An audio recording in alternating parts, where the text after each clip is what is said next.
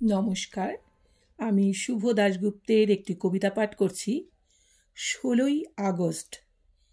মেয়েটিকে দুঃখ দিও না, বহু দূর মফস্বল থেকে ভোরবেলার ট্রেন ধরে ও শহরে আসে।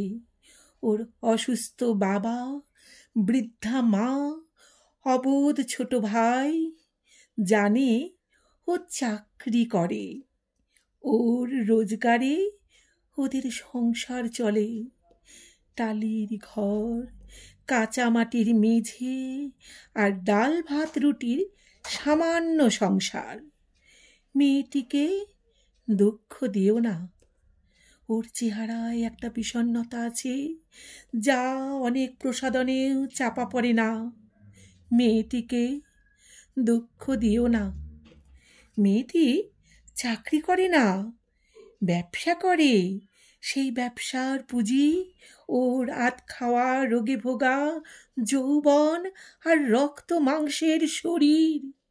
দেশে কত চাকরি, কত কাজ, কেউ মেয়েটিকে চাকরি দেয়নি, কাজ দিয়েছে খদ্দেরকে দেহ মনে খুশি করার কাজ। বহু দূর মফস্বল থেকে রোজ ভোরের ট্রেন ধরে সে শহরে আসে, শরীর বিক্রি করে। মা, ভাই, বাবার জন্য ভাত, ডাল, রুটি, ওষুধ, বই, জামা সব কিছু কেনে মেয়েটি।